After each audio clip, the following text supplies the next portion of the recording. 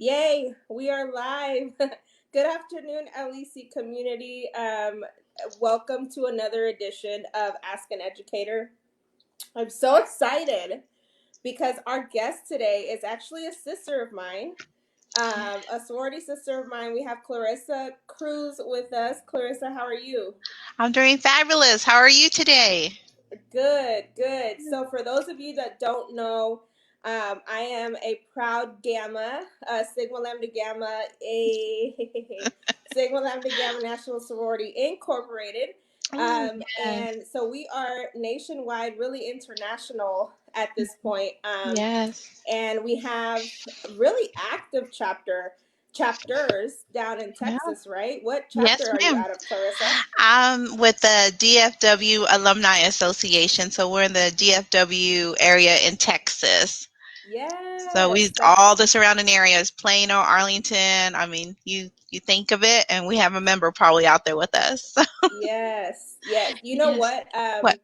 I'm as a gamma, I'm learning more and more just how beautiful our sisterhood is every year. Oh, Um, I'm pregnant. I'm almost 7 months pregnant, and it's my first baby. Thank you, thank you. And we're trying to save money where we can, and I'm like, I don't want to buy maternity clothes. mm, You just grow out of it, and and so I just went on a Gamma page and I yes. got so much. I'm wearing one of the pants right now. Like, Yes. just because Yes. sisters I don't even, personally know, but we're Yes, family. we're family. I just was speaking to a sister in Houston, Texas.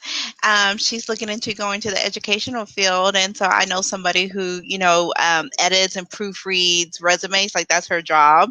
So just being able to network with people, and even within my classroom, we're going back in person, and my sisters, the Gamma sisters, have really just contributed, and Yeah. it's made a world of a difference because you feel supported and you feel like they want you to succeed, because if you succeed, you have all these young children who will succeed. So you're right. Yes. Full support. Yes. Yeah, my chapter every year, my alumni chapter. Uh-oh.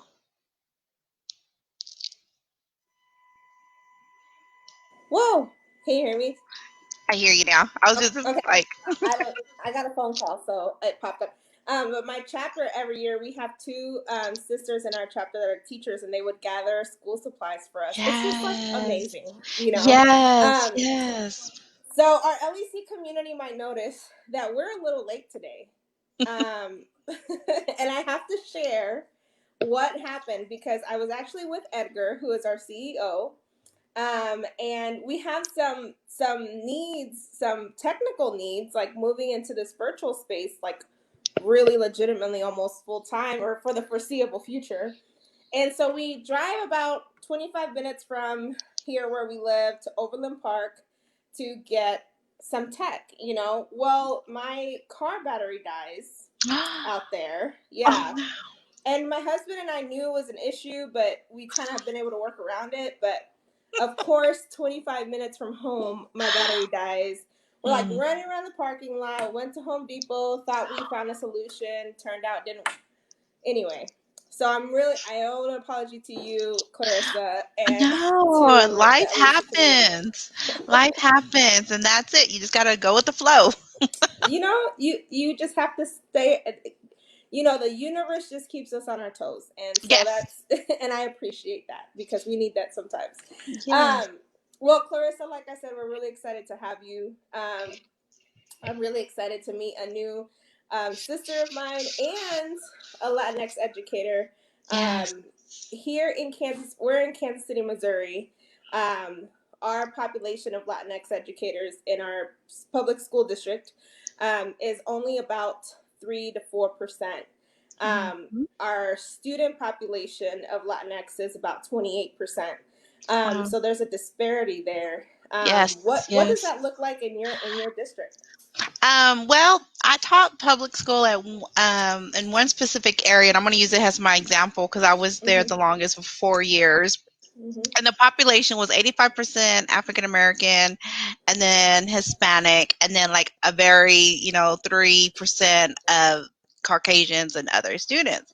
Mhm. And it was interesting because there was only 2 or 3 Hispanic teachers, and Mm. it was very a stereotype because one of them was a Spanish teacher. So Yep. like Yeah. so I guess there was really just 2 general ed, teachers, and I was self-contained. And for me, I love this organization because we need more empowerment. And the reason I say that is because, Hispanics, Latinos, we're very passionate. And Mhm. what I wish we had more Latinos in the education field is because we teach respect from the get go. Like Mhm. hug your tia, say thank you, say gracias a Dios. I mean, you're teaching all these respectful manners, and so when they go into the classroom, I noticed that my Hispanic population students, when I was like, "What I say?" They snap. And so, even with African Americans, because we come from a culture where we're very loud, my husband says we talk with microphones, but, we're just very loud and we're animated, and it keeps their attention and focus. Whereas when I was in school, I had Caucasian teachers, and I remember thinking, when I become a teacher, I will not sit. I'm going to be up and down. And I remember one time my teacher told me, like, you don't have to read up and down. And I was like, yes, I do. Yeah, I do. I need to keep their energy. So, Yeah. yeah. Yeah, I love that. There's definitely just the spectrum of Hmm. Latinos that serve our kids here, even here in Kansas City. I just think about 5, 10 educators I know and how different they all are, but Yeah. just like how they use their skills and their strengths to like engage their kids. It's really it's really awesome. And in the a couple of the books we've been reading, it's referred to Latinos as cultural guardians. Yes. There's pros Yes. and there's pros and cons to that Hmm. role because Hmm. it does put a little bit more responsibility and like on our part to keep up with our kids and their families and translate and all of that stuff, which is difficult sometimes, but there's so many pros to it too. Yes. Speaking of that, when you were talking about translation, so I say I'm Spanglish. I speak it, but I'm not fluent. Uh-huh. So I actually took like the state test, and I was like, oh, this is sad. Yeah. But not many teachers who are not Latinx, Latino or Latino know that there's apps that you can use to help Mhm. translate between parents.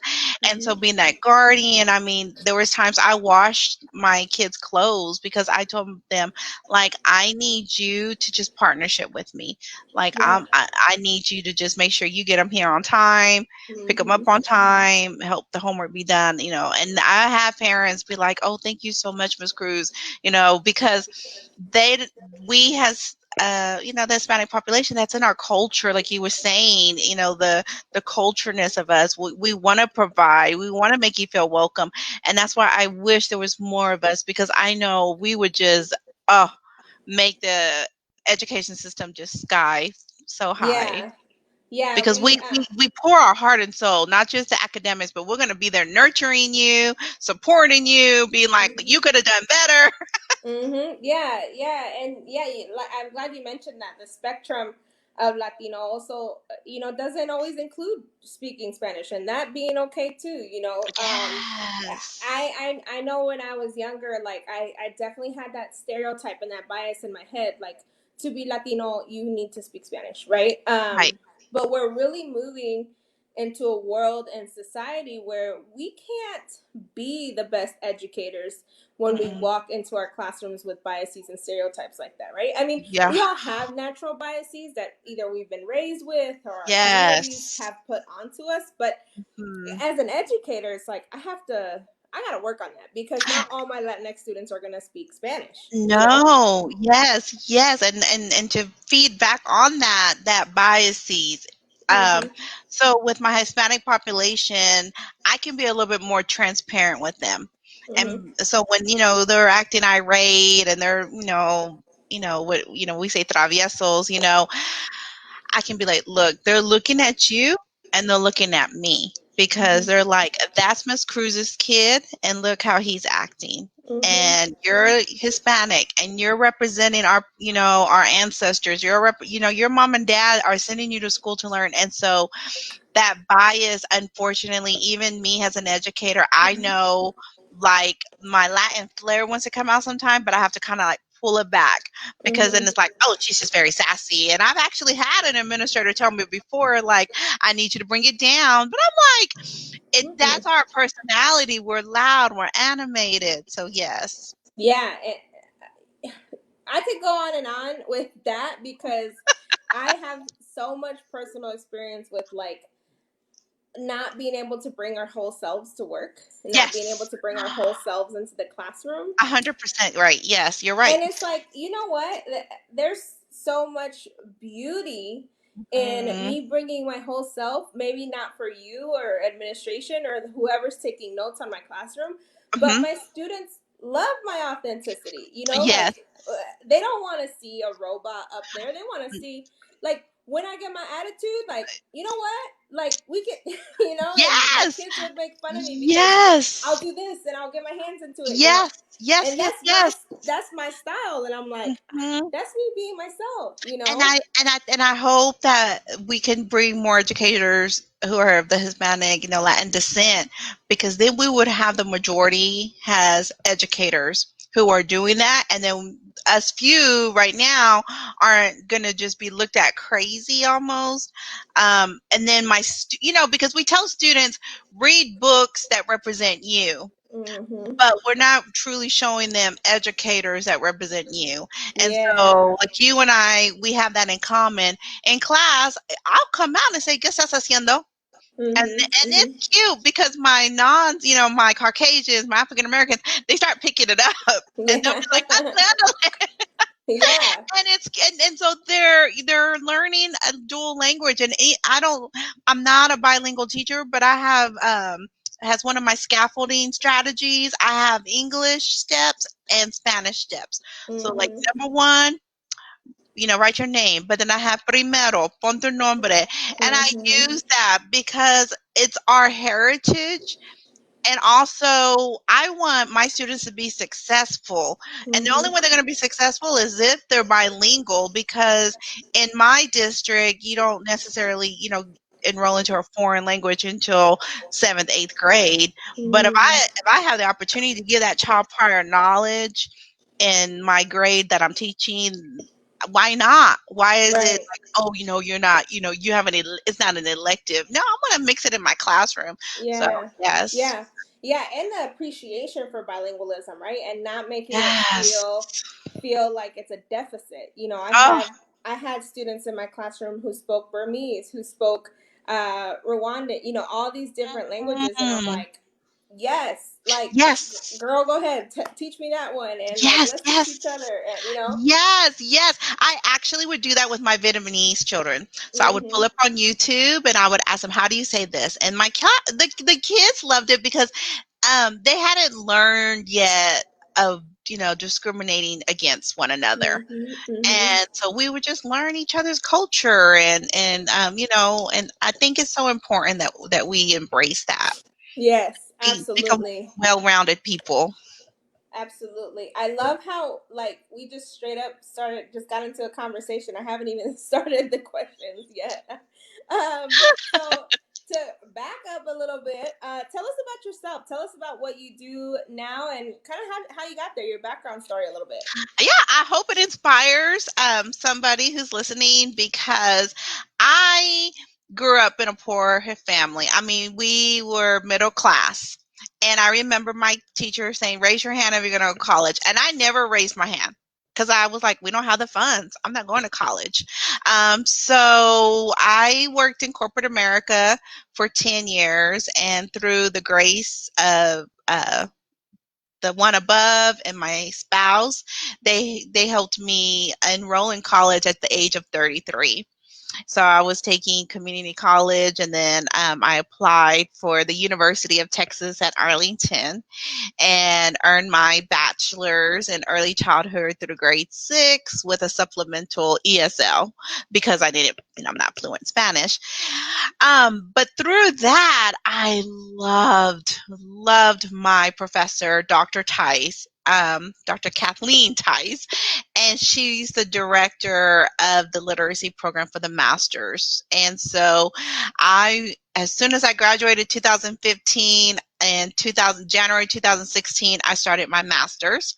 And in December 2018, I graduated with my master's. And my master's is actually curriculum and instruction with an emphasis in literacy.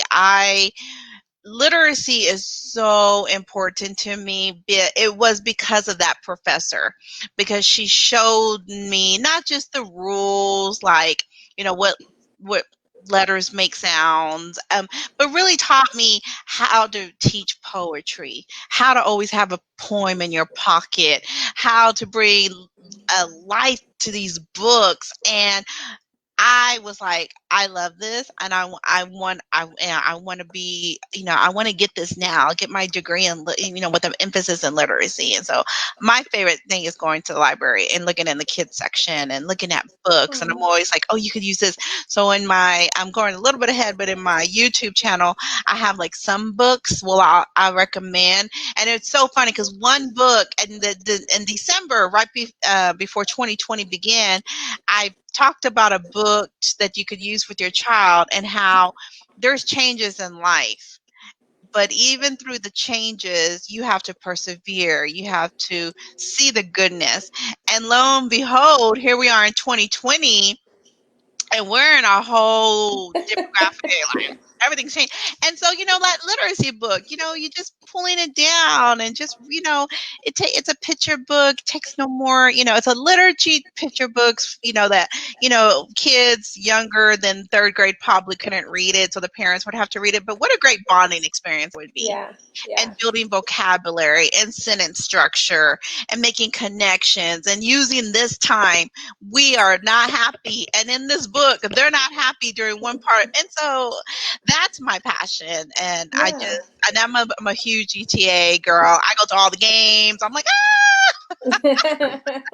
yes. The way you speak about literacy is something that really is inspiring, because I think in education, unfortunately, we get so lost in like scope and sequence, and here's the calendar, and it's like, let's just get Yes. into the literacy. No, yeah. So, matter of fact, my school is going back in person next Wednesday. So we've been in teacher and service this whole That's week. right. And Yes. then, if a child has elected to do virtual learning, they'll be at home, and they're going to be watching us live, kind of like you and I right now. Ah. And I already have my 2 literacy books ready. The first one is My Name is Alma, and it's about this little girl. You guys are going to be like, Clarissa, okay, we know you love your culture, but so No, please Alma share. has like this huge Hispanic name, but she goes by. He wants to know, like, why do I have like 5 different names? And so it's Mm. a cute little short story. Did we lose? Did I lose you? Nope, you're good. Okay, about Okay. how her name came because of her great grandma who lived in Mexico, and I'm using that book as my first day. They sit down. I hate icebreakers. Like, that is just one thing that I'm like, oh, even as an Yeah. adult. And so I'm gonna read that book the first day once we get, in our Oh. classroom, and then I'm gonna talk about my name, and I'm gonna talk about Mm. how we named my daughter after me and my husband, and talk about my last name is Cruz, but it stands for cross almost in Mhm. Spanish, Mhm. and then ask, what does your name mean? And you're gonna be, amazed. They'll get some, I don't know, I just know my name's Emily, but they'll Mhm. go Yeah. home and they'll ask their parents, which will then bring that literacy and that conversation at home where they're having meaningful conversations. And then Yes. Emily's gonna come to school tomorrow and she's gonna be like, Miss Cruz, my name's Emily because, and then we can move forward. And there's another little book, and it's called My Name's Elizabeth. and it is just about, she thinks she's the queen, after Queen Elizabeth. And I'm Oh. going to read that, and I'm going to read a book called I Wish. And it's about making origamis. So, like, what if there was no writing? What if there was no poems? How would we express our thoughts and our feelings? So, and then from that, we can go into our journal entry. If there was no pen, how could I communicate to my best friend? And so, yes, that's my passion. I love that. First, I forgot to mention that you mentioned Dr. Kathleen Ties, and every Yes. time that one of our guests mentions one of their educators that made a difference, we just like good vibes and shout out to Dr. Kathleen Ties. If you're watching or one day watch Yes. this, thank you for the Yes. impact you made on Clarissa and on your other students, I'm sure. Oh my gosh, yes. I'm glad you had such a great educator. You know, we love that. We love hearing stories about educators that made an Yes. impact. And she looked past the skin tone. That's And that awesome. was important. I didn't feel like I had to be different, like we were talking about earlier. I could be like, Mm, Dr. Tyson, how do I read this? Well, I don't read poems like this, like, just being hmm real with her. So yeah. Yes, I had a professor like that as well, who we've had on, Dr. Erica Hernandez Scott. So shout out to her. She's on every once in a while. Um, Yeah. so yeah, you know what? Right before we got on, I asked how to pronounce your name because I very recently, actually in the last 3 years, Hmm. really started to realize how important it is to like pronounce people's names correctly or like know the story behind people's names. Um, and so I used to let people call me Susanna, um, which Hmm. is not the correct pronunciation. It's Susana, right? And so when I would Right. introduce myself, I would say, "Hi, I'm Susanna," because that's just how people called me when I was a kid in school. And Right. eventually, someone in like getting into education and into equity, someone was like, "Hey, how do you pronounce your name? Is it really Susanna or is it Susana?"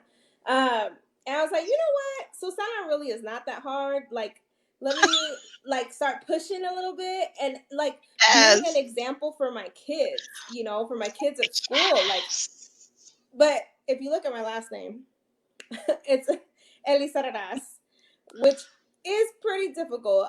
You roll the first pair of R's, but not the second R, and so people struggle with it. And Yes. so it is. It's been a little bit of a struggle, but I appreciate that you're starting out with that book because our kids probably face that all the time. Hmm. Oh yes, because how many kids are going to school with Juan Santiago Miguel? Yeah, And yeah. I even my, black community students, I had DeAndre, Andre. I was like, Mhm. how do I say your name? And so actually when you said that, this is what I do with my students. I'm going to use my own name when I don't know how to say their name, but you don't want to make them be like, she don't know my name. I Right. write their name down in little, can you see that up and Uh down? huh. Yeah. And I ask them, did I break it down? And so what I do is I tell them CL says cla, and then AIR says air, and then ESSA says essa. So it's cla, air, and I'm gonna stay just so you can understand. I'm gonna say cla, air, sa, and then they're gonna be like, no, essa. And so I do that with Ah. my students. Uh huh. Because names are so important, They so important. are. I grew up in the 1980s, and we were taught know your mailman's name, know your Mm. trash man's name. Mhm. They're not just, and now in 2020, they should be like, we're calling them essential. You're making a world of difference, Yeah. but do you know your name? Do you know your mailman's name? No. Right. Right. So Right. names are just, even when you speak, if there's any future educators listening, when you're in that interview, make sure you're using that person's name Mhm. over and Mhm. over. When they say, Mhm. well, Clarissa, what do you think? Well, Emily, I feel this way. And Emily, I'm glad you asked that, because Mhm. you're developing a personal connection with that person, and they feel validated. They feel like, Mhm. oh, we don't, like you and I, we just started talking, but it's because we've known each other's names. We're like, oh, we got this in common in this. So, Mhm. Mhm. mhm. And it like exemplifies the humanity behind a person, right? Because like you Yes. talked about like the mail person and the trash collector person. A lot of times, just because we're so busy and the way that our world works now, we're so disconnected from people. And so Yes. like, hey, my mail person is a human, and Yes. and the humanity in my trash collector person's name, I don't know any of Yes. their names, but like Yes. associating them with humanity instead of like, okay, come on, pick up my trash. Okay, come on, give me my Yes. mail. Okay, Yes. yes, I Yes, love that. and I and like that. for Latin educators, what a great community service project. That would be easy just to have. If you have a class of 24 kids, writing 24 thank you letters that you would leave for your mailman in the box, Mm-hmm. or left right there on the recycle bin saying, for the trash collectors, please don't discard. You're incorporating reading, writing, listening, emotions, culture, validation. And so people think, oh, community projects, you got to go and spend money, but sometimes it's just telling people thank you. And like you were saying, right now we're not in person, so why can't we just do some literacy elements that way? I love that. I love that. I can tell you're very like literacy minded because All I'm just day, every day. I'm thinking like we could totally say thank you to our postman, and you're like, yeah, and like talk about it and write about it and read it, like that's awesome. Yes, I yes, love to yes. know that There's a kiddos are book being served called by you. there's a book called Will You Be My Owner? And I highly recommend you read it, especially to your future bundle of joy. And Mm-hmm. the dog writes a letter to every person he wants to be adopted by. But Oh. it's so cute because you can use that as in your classroom, and for your soon to be baby. How, Mm-hmm. well, in this part he misspelled this word, and that's not really how you spell it. And then in this part he forgot the comma after the word sincerely. And on this part Oh. he addressed it. And so it's so important, and that's what's missing. I know in corporate America, before I left in 2013, it was a big hoopla that that people were coming in without personal skills. And I Mm, think we're going to end up with that um, for the next few years if, heaven forbid, we're in this virtual reality for a while, because we're not doing contacts eye to eye as much. Like even right mm-hmm. now, I'm looking at your face, but I don't know if you're seeing my eyes on your face. And so Right. we Yeah. we have to supplement it somehow, some way. You know what? And that makes me think as a teacher, like what I would miss most is that interpersonal connection. One of the things that have come up Hmm. over the summer as I've been thinking about virtual classrooms is like I thrive and my relationships thrive Hmm. on seeing you across the classroom from me, because I know Clarissa and I know how she comes in here every day, Yes. or I know Susana and she's jumpy and she's this or she's that. And if she comes in and she's quiet and her head is down and she's not Yes. participating, and so like those little things, Yes. I hope teachers and schools can find out a way to like keep those interpersonal connections. Yes, that's yeah, Yeah. is that's why I'm saying letter writing, because you'll get a letter from Clarissa and she's all like, blah, blah, blah, and then if you get a letter next week and it's just like, hi, how are you? Okay, missed Mm, you. Why did I not write you so much? And I mm, actually created a Facebook group page for my former scholars. um, my goal is, I always tell them, I'm your forever teacher. I'm your teacher from until now, until you graduate high school. And even mm-hmm. after that, hopefully some of them will seek me out and I can, be that teacher through college. Yeah. But I created that page, and I'm going to that because I want to keep that connection. And Mm-hmm. I want them to write me. And if I don't, if they're writing me, hey, Miss Cruz, how are you? And then I don't hear nothing, then I know what's going on. What's happened? Yeah. Oh, you Yeah. got in trouble. You got grounded. Okay, well, let's talk about that virtue. What did you do wrong? Was it Mm, disrespect? Was it not showing, gratitude? So, yeah. mm-hmm. Yeah. You know what? I created a teacher Instagram when we went into quarantine, Yay. because I was like, we all have stuff going on still, you know, Yep. I like, you guys still want to see pictures of my dogs, I'm sure, and you still want to Yeah. like hear about how our fixer upper is going, you know. So, I and love I want it. to hear about you. You know what? I taught sixth grade, so I don't look at their stuff because Yeah. you know, like every once in a while I'll see stuff and I'm like, I don't want to know about it. But they have access to us, you know, and they can Yeah. message us when they feel it's appropriate. You know what I mean? And that's what's going to make a world of a difference. Because going back to Dr. Kathleen Tice at UTA, when my mom was passing away, because she had developed a relationship with me, I felt comfortable telling her what was going on at home. Like, Dr. Tice, I'm coming to school, but I'm going to hospice right after school, and I'm doing my Mm-hmm. homework after school. Whereas my other teachers that I had during my junior year, I didn't feel as comfortable. I just knew, okay, you're assigning this. I'm present because I need to be present, but I didn't have that open communication with her. And so I'm glad that you're doing that, because in the future, they're going to come to you first and Mm-hmm. ask you advice. I had I had a kid the other day who I taught my first year of teaching. He's a junior in high school now, Oh, and wow. he messaged me and he said, "Hey, I think I saw you at a quinceañera." And I was like, oh no, like what was I doing? I was like, oh really? You know, he was like, yeah, it was at, you know, he told me the name of the salon of the hall. I was like, Yeah.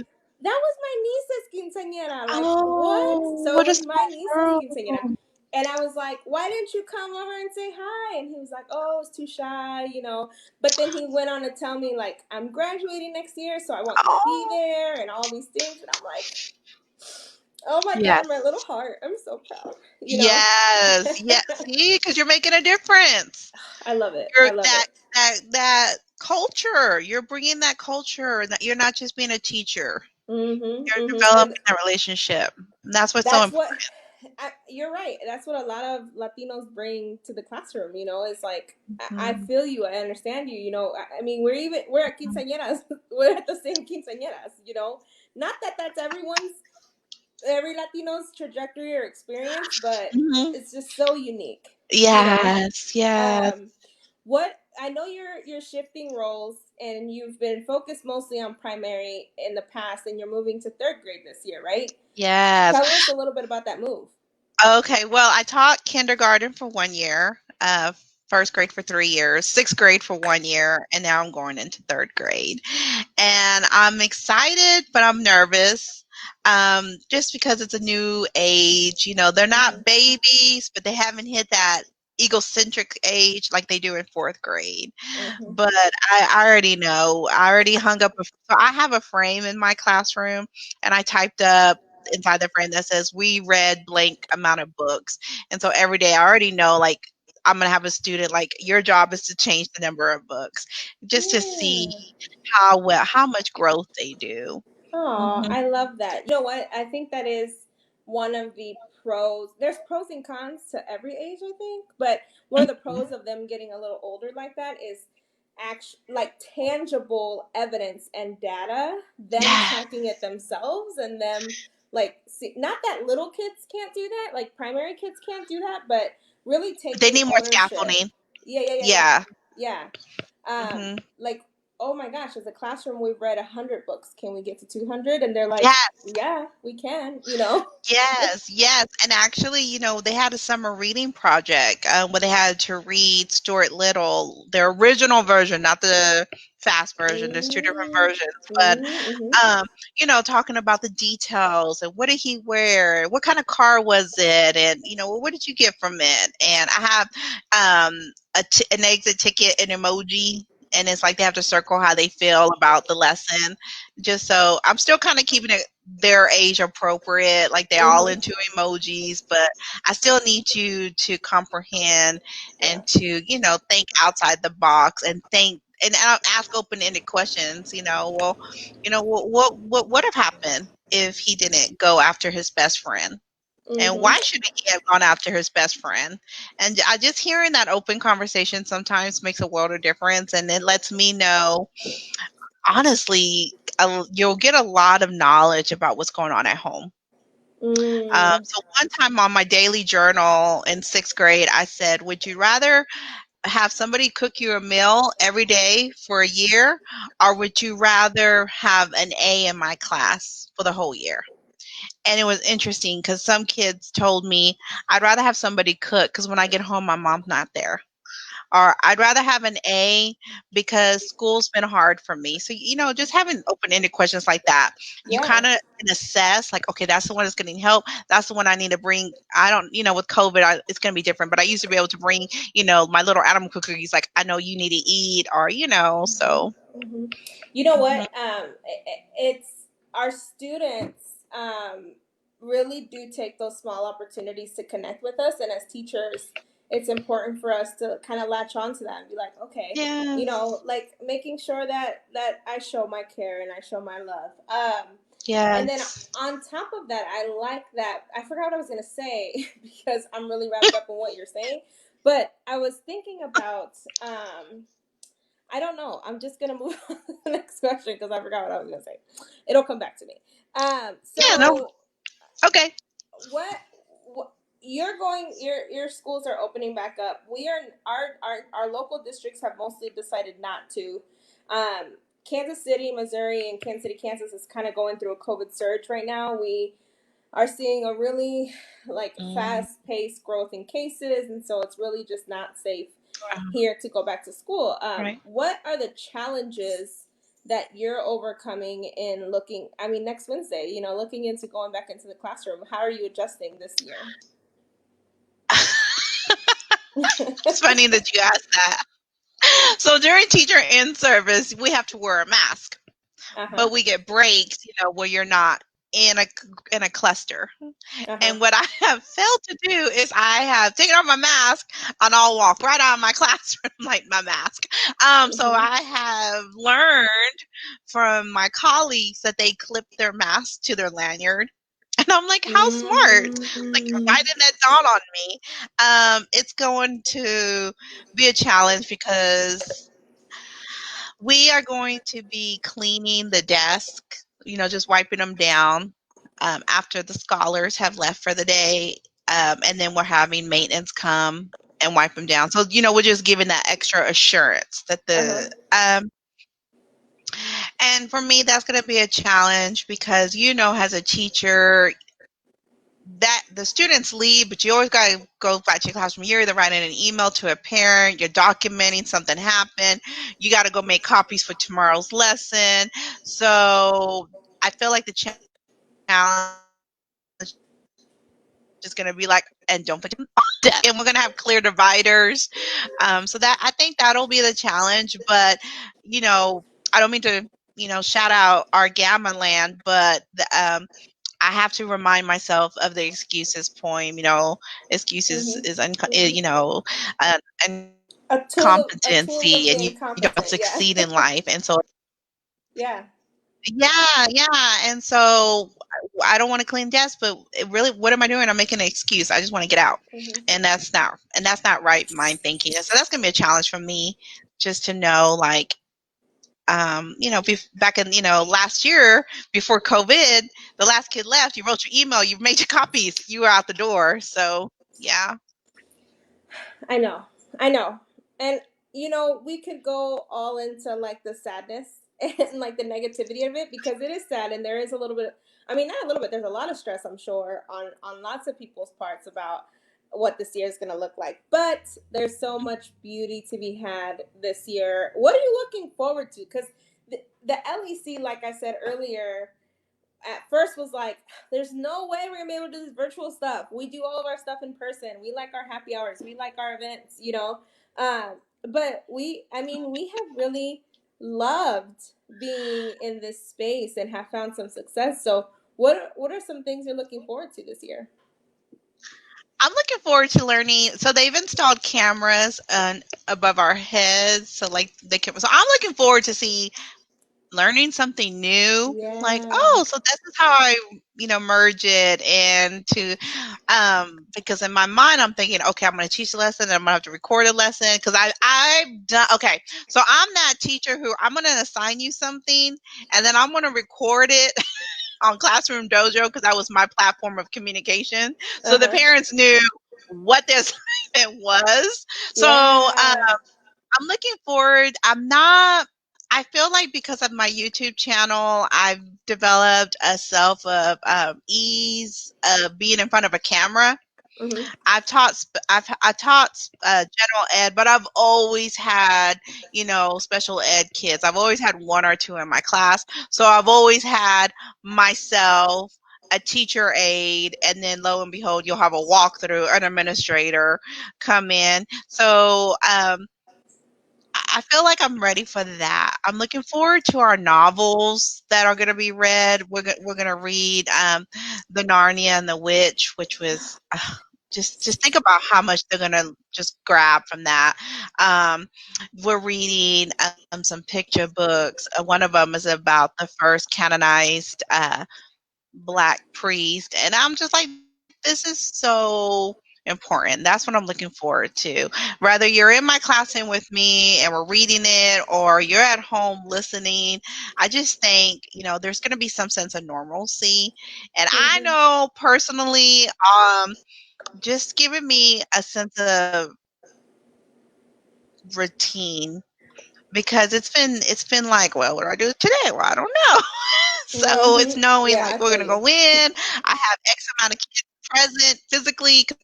I have X amount of students at home, Yeah. and then I come home, and then I'm mom and a wife. So Mm-hmm. Mm-hmm. Um, your mom, how many kiddos do you have?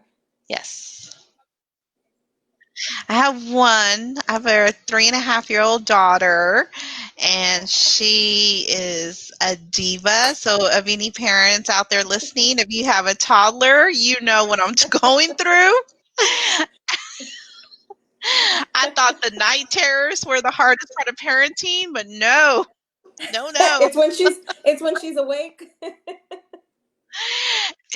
Because she's 3. Okay, so another thing, this is the educator brain, and you too, I encourage you to do it. So they recommend kids have 1,000 books read to them before kindergarten.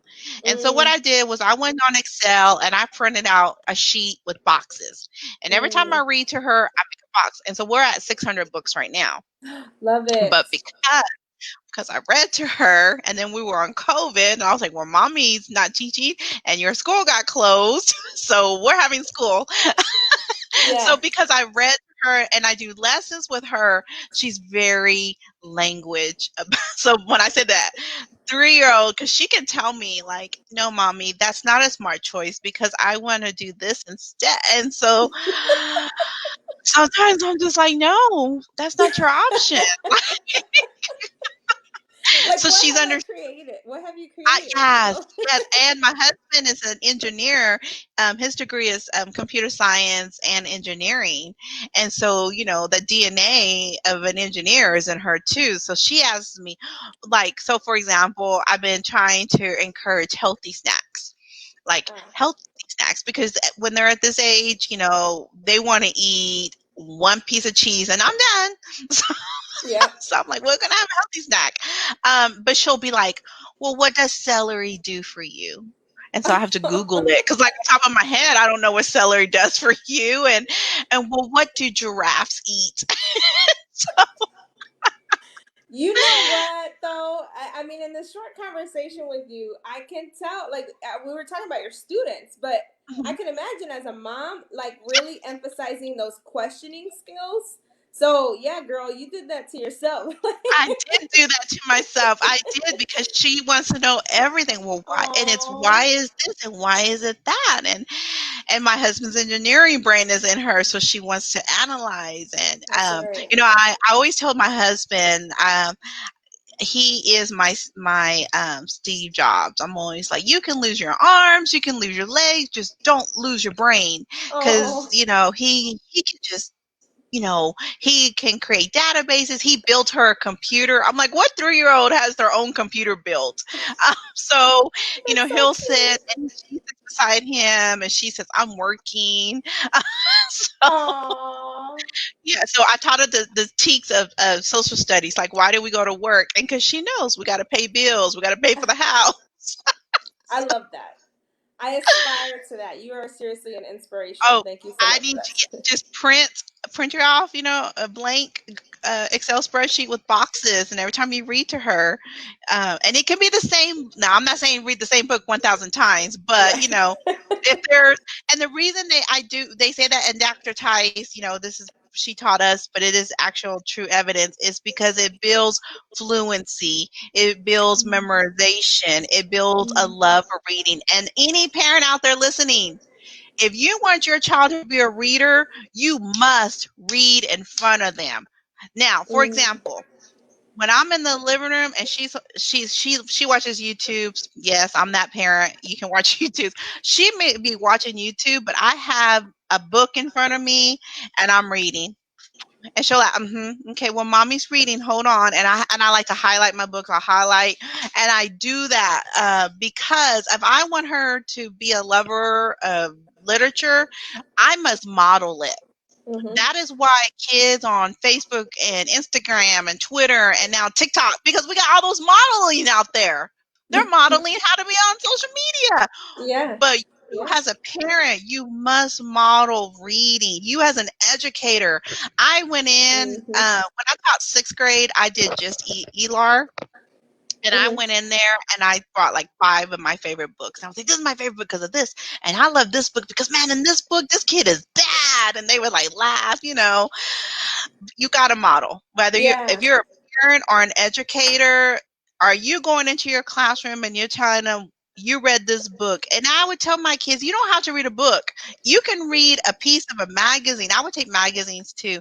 You read this little article. What did you gather from this article? Mm-hmm. Why did you pick this article? Mm-hmm. you know, it's simple little stuff, but I think we as educators sometimes forget because, like you were saying at the beginning, scope and sequences. But we just got to remember, we got baby steps. He read Mm-hmm. this little article. What did you gain from it? And mommy's Mm-hmm. reading in front of her daughter. What is she seeing from it? Mm-hmm. You know what? It's funny you mentioned that because I have always, when I was a kid, I was a good reader. Hmm. But I never loved read, like I never really read at home. My mom is deaf, and so she can't read or write in Spanish or in English, and so she never read. And she really encouraged school and really encouraged reading and everything, but it was hard Yes. for me to grasp the love of reading because no one in my Yes. No house, one was yeah, modeling it for you. yeah, and no one was, Yeah. and that's not my mom's fault for No, sure, no, no, no, no, no, no, no, no, not at you know all. what I mean? No, But and you know what? Yes. now that I'm getting ready to be a mom, I told my husband because he's also not a love. He's a good reader as well, but he's not a lover of reading. And I'm like, Mhm, we have to do what we got to do to start loving reading mhm, before November. Because mhm, I mean, actually, now, like we read books to the baby in my belly now, mhm. Oh, and like, yes. he's like into his stomach like this, reading him a book. Um, Yes. but Um, we're learning. mhm. Let me, when Marissa was born and we're at the hospital, I took 2 books, and that was, I'm going to get a little emotional. My husband and I, we went to Barnes and Noble and we looked and we picked out 2 books, and one of them is called On the Day You Were Born. And I highly recommend you just look at it. Maybe it pull your heartstring, but it pulled at my heartstring. And when she was an infant, she's not even a day old yet. And we read her On the Day You Were Born, and then we read The Kissing Hand to her. And that is like a forever memory. But right there, for the moment she was born, we were reading to her as she was seeing us read. So, I love yeah. it. And I love even that. right now, when your baby comes, you don't have to read a novel in front of her. You can just read the bottle water, baby girl. This is born natural. Do you know you were born natural? So there you go. I love that. Literacy is really everywhere. It really is. And I think people think of it as like you have to sit down and you have to hold the book this way. And it's like, no, let's look at all the ways that literacy happens in our day to day, And and to bounce off of that, if you don't have literacy, you can't do math. And I say that Mm, because if you don't know that the literacy number 2 is spelled TWO and it looks like this, mm-hmm, then when I give you a word problem saying Mary had 2 apples and one got, well, no, she's not going to succeed in math because she doesn't know the number shapes. She doesn't know the difference between a homophone or a homograph. So it's so essential, so essential. mm-hmm, Parents don't understand that even just writing a grocery list is literacy. And when mm-hmm. you go to the store, then you're doing mathematics. Today's eggs are 88 cents. So that's 22 cents away from a dollar, so 12 Yeah, cents, 12 cents away. But then yeah, you're yeah. bouncing it. But that's what I think a lot of parents and educators, it's just the simple things, Mm-hmm, Don't mm-hmm. have to, Yeah, go buy a whole new curriculum. yeah, yeah, yeah, yeah. You know what? I'm really sad because I know our time is wrapping up, but I I want to. know. I clearly we need to keep in touch because we have a lot in common, and I have a lot to learn from you. Seriously, Oh um, my gosh, please, yes. please tell us about your YouTube channel and what you got going on there because we need to follow you, girl. Please. So it's geared for kindergarten through second grade. My videos are no more than 3 minutes. So you got 3 minutes on the toilet, 3 minutes in the parking lot. You can just click on it. So, Uh-huh. and it's some of them are like book recommendations. Some of them are actual manipulatives that for example, I did a video about why this box of manipulatives was beneficial and how to use it at home and what it would do for your child, how you could even use this in a classroom. So Mm-hmm. it just gives you mini lesson ideas, book guide ideas, and then at the very end, words, because 75% of what you read are those sight words. So if you don't know your sight words, then no, honey, you're not going to be able to read with fluency because you're struggling trying to remember what that sight word is. Mm-hmm. So if any parent is listening, any educator, make sure your children know those sight words. I have them geared from kindergarten through second grade. And then, hey, my kid, and if they don't know the sight words, then, please, there's a comment section. You can find me on Clairessa Cruz. You just type in my name, Clairessa Cruz, on YouTube, and you'll see my picture. And I would love to just guide you. I have my own tutoring company that I do outside of teaching, um, called Cruz Versity, just because I wish I had learned, and because I am Hispanic, I wish I had a Hispanic teacher like Mm-hmm. me when I was younger. Who knows where I could have been, but because I grew up middle class and because I didn't grow up with a Hispanic teacher, I didn't go to college like most people do. Yeah, yeah, yeah, yeah.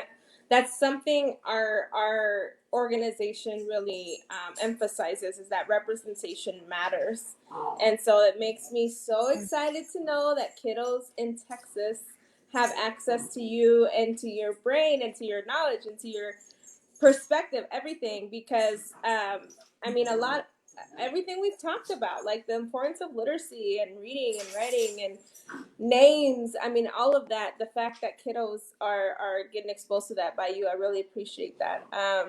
So thank you for what you do. Of course, my dogs are deciding to play right now. Hey, thank you, Mama. They said, "Leave um her on. We're still talking." they're like, Mom, it's been about an hour, so we're done. Well, thank y'all for um having me. Thank you so much. yes, I thank really you. and I appreciate you supporting, and to your CEO, founder, thank you for moving with your purpose because you made a difference in my life. And so Oh, thank you so much. yes. Well, of course, always keep us in mind if we can ever support you or any educators that you know. Yes. We are just a click away. I'm just an email away. So however we Yep. can support, that goes for everyone listening as well. Don't Mhm. forget, LEC community, to follow Clarissa Cruz on YouTube. I'm on my way to go. Actually, I might have done it already, but if I haven't, I'm on my way to go do it now. And so thank you for joining us for another edition of Ask an Educator. Clarissa, again, thank you so much. And Thank I look you. forward to talking to you more in the future. Yes, ma'am. All right. Thank you, everyone. Yay. Thank you. Bye. Have a good night. Bye.